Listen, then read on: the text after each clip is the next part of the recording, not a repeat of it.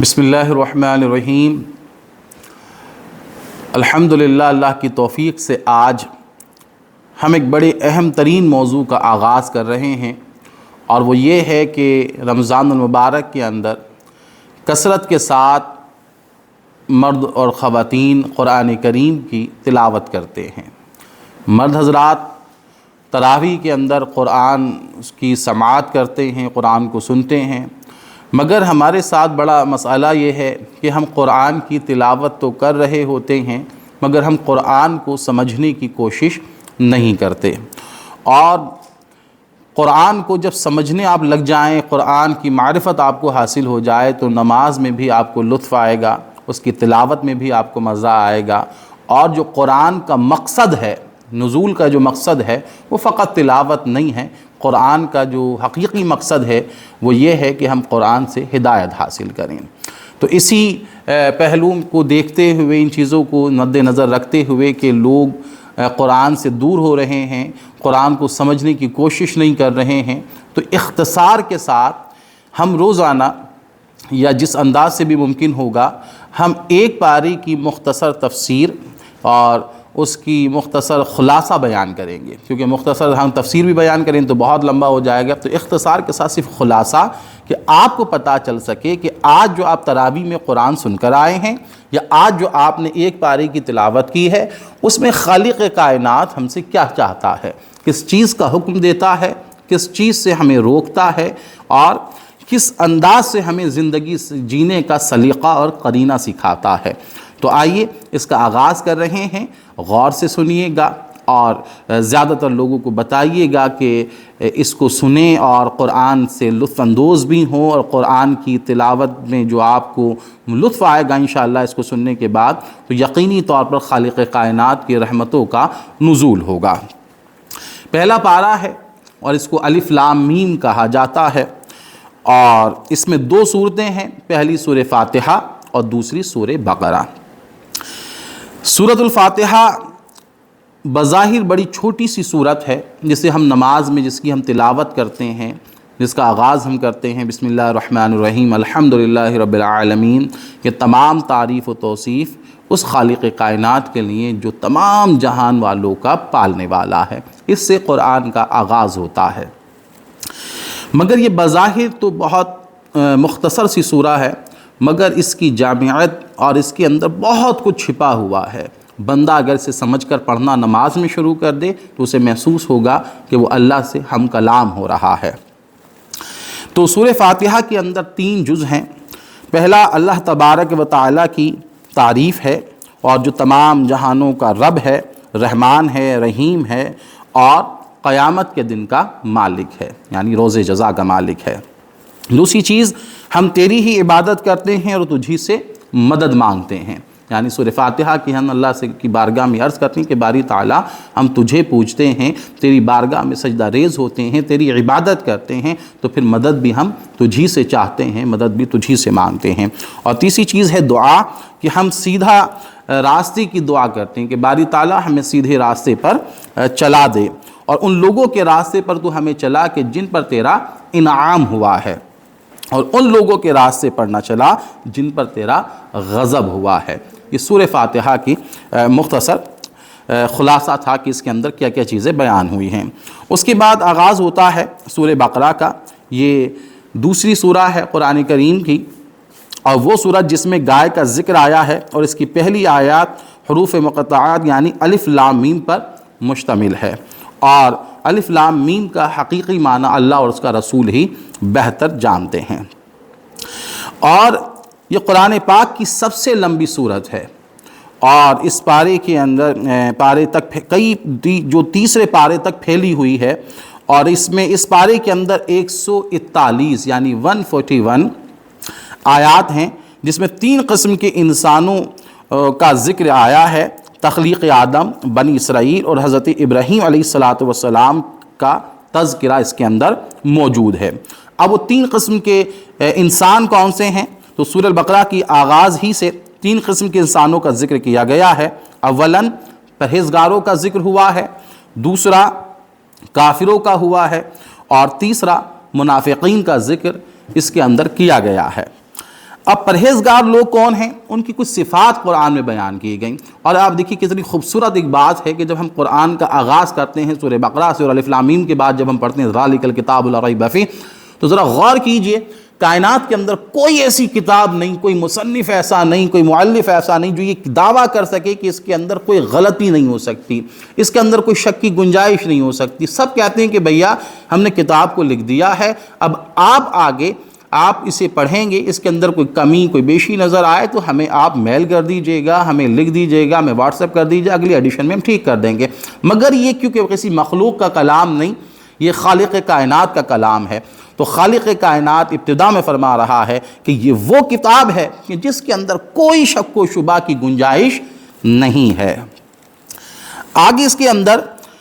پرہیزگار لوگوں کی کچھ صفات بیان کی گئی ہیں، انہیں بھی سن لیجئے کہ بھلائی کے طالب اور برائی سے بچنے والے لوگ ہوں گے۔ دوسرے، غیب یعنی اللہ پر، فرشتوں پر، وحی پر، جنت پر، دوزخ پر یہ یقین رکھتے ہیں، نماز قائم کرتے ہیں، اللہ کی راہ میں خرچ کرتے ہیں، اور قرآن پاک اور الہامی کتابوں پر یہ ایمان لاتے ہیں، اور روز آخرت اور اعمال کا جو کچھ ہے اس پر یہ یقین رکھتے ہیں، یعنی اچھے اعمال پر بھی برے اعمال پر بھی، کہ اللہ کی بارگاہ میں پیش ہونا ہے اور اللہ کی بارگاہ میں ہر سوال کا جواب دینا ہے، اور وہی فلاح پانے والے اور یہ کامیاب لوگ ہیں۔ یہ آیت نمبر 2 سے لے کے 5 تک ان لوگوں کا تذکرہ ہوا۔ اس کے بعد ذکر ہو رہا ہے کافر۔ پرہیزگاروں کے ان ساری چیزوں شرائط کے بعد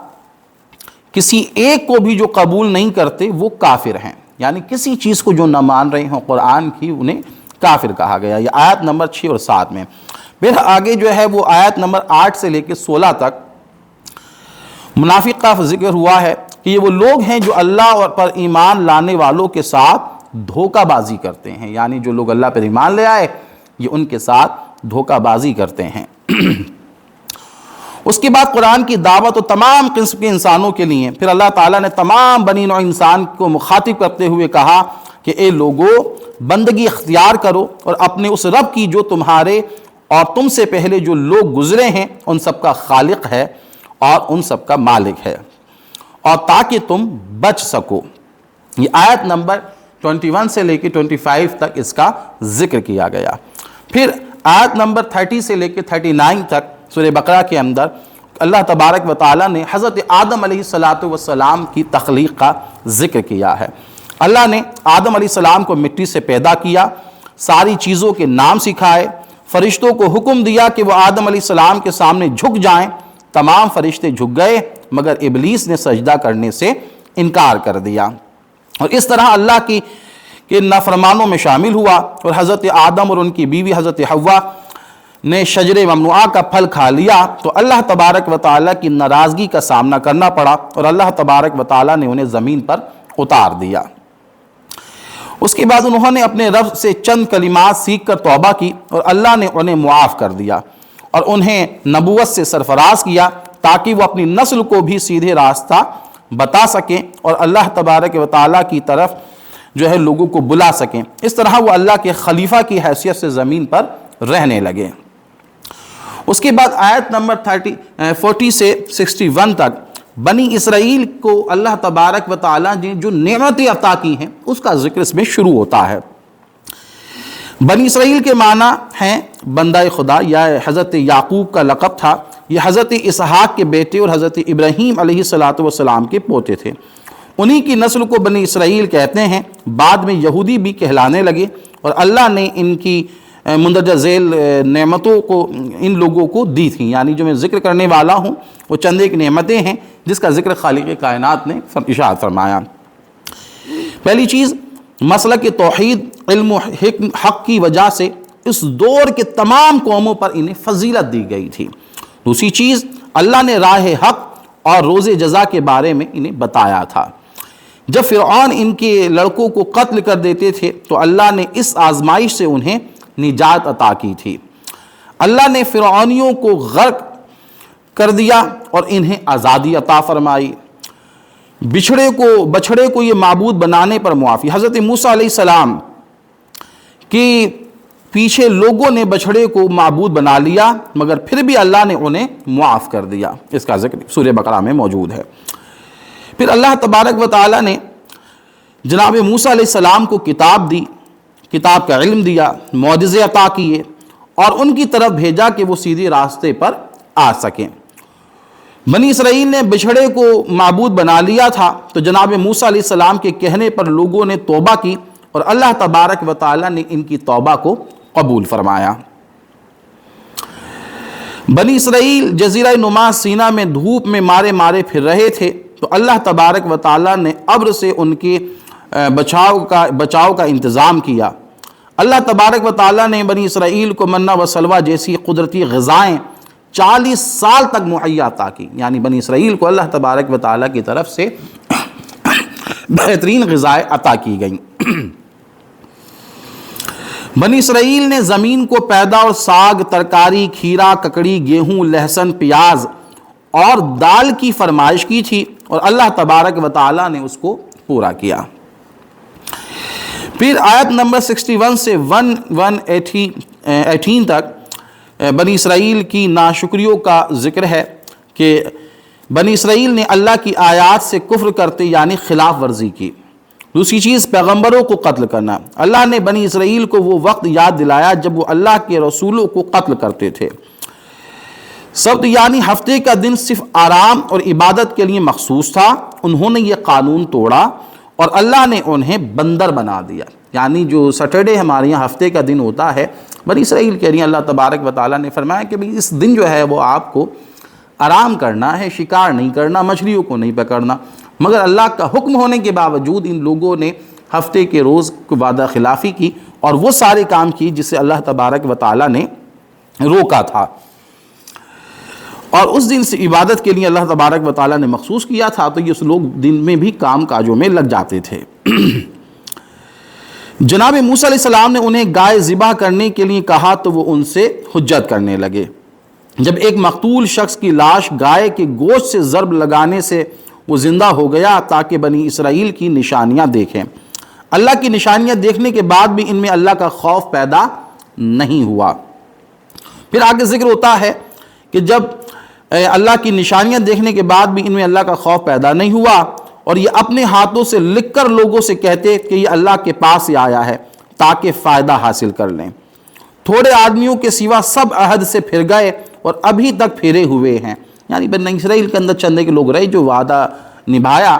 اور باقی لوگ جو تھے وہ اپنے وعدوں سے مکر گئے۔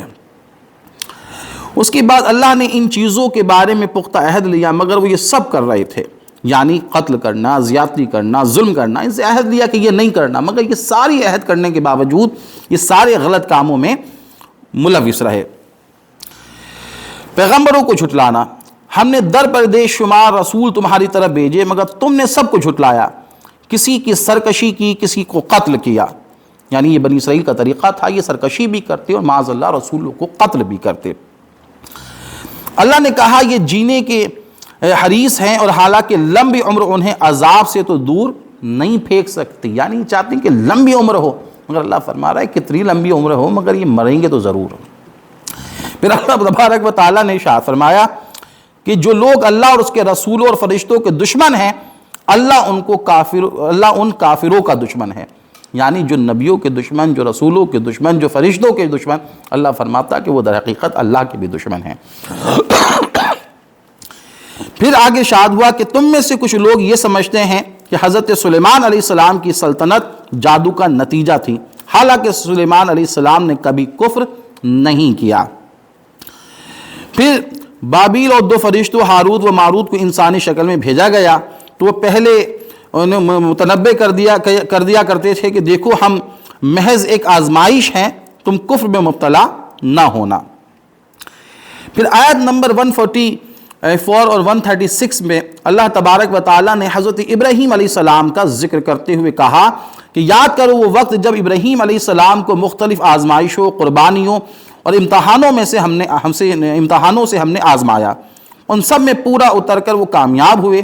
تو ہم نے اسے تمام انسانیت پر فضیلت دی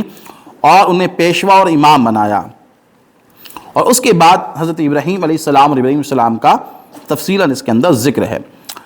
اپنی اولاد کے لیے جناب حضرت ابراہیم کی خواہش کہ انہیں بھی دنیا کی پیشوائی اور فضیلت ملے، تو اللہ تبارک و تعالیٰ نے جواب دیا کہ میرا وعدہ ظالموں سے متعلق نہیں ہے۔ کعبے کی مرکزیت، اللہ تبارک و تعالیٰ نے کعبے کو مرکزیت امن قرار دیا اور لوگوں کو حکم دیا کہ اللہ کے گھر کا طواف کریں اور اس کا اعتکاف کریں، رکوع اور سجدہ کرنے والوں کے لیے پاکیزہ جگہ بنا لو۔ جناب حضرت ابراہیم اسماعیل علیہ السلام کو اپنے لیے مسلمان قوم کے لیے آخری رسول کے ظہور کے لیے دعا، یعنی جب حضرت ابراہیم علیہ السلام اور حضرت اسماعیل علیہ السلام اس کے گھر بیت اللہ کی دیواریں اٹھا رہے تھے تو دعا کرتے تھے کہ ہمارے رب ہم دونوں کو اپنا مسلم مطیع فرما بردار بنا، اور خود انہی کی قوم سے ایک ایسا رسول اٹھایا جو انہیں تیری آیات سنائے اور ان کو کتاب و حکمت کی تعلیم دے، یعنی نبی پاک علیہ السلام کی ولادت کی اور ان کے ظہور کی حضرت ابراہیم علیہ السلام اور حضرت اسماعیل علیہ السلام نے دعا فرمائی۔ راہ راست حضرت ابراہیم کے طریقے میں ہے۔ اللہ فرماتا ہے کہ سب کو چھوڑ کر ابراہیم کا طریقہ اختیار کرو، اللہ تبارک و تعالیٰ کی بندگی کا رنگ اختیار کرو۔ اس پارے کے آخر میں اللہ تبارک و تعالیٰ فرماتا ہے کہ اللہ کا رنگ اختیار کرو، وہ اللہ کا رنگ سب رنگوں سے بہتر ہے، اچھا ہے، اور اللہ کا رنگ اختیار کرنے سے مراد یہ ہے کہ اللہ کی بندگی، اس کی پرستش، اس کی اطاعت بجا لائے جائے، اور اللہ کی بندگی اختیار کرنا ہی قرآن پاک کی دعوت کا خلاصہ ہے، اور یہ دعوت تمام انسانوں کے لیے ہے۔ یعنی اس پارے کے اندر حضرت ابراہیم کا ذکر ہوا، حضرت اسماعیل علیہ السلام کا ذکر ہوا، بنی اسرائیل کی سرکشیوں کا ذکر ہوا، حضرت بنی اسرائیل کی جو مطیع فرمانبردار لوگ تھے ان کا تذکرہ ہوا۔ تو اس پارے کے اندر ہم نے ان چیزوں کو آج جانا ہے۔ کل انشاءاللہ العزیز ہم دوسرے پارے پر کلام کریں گے۔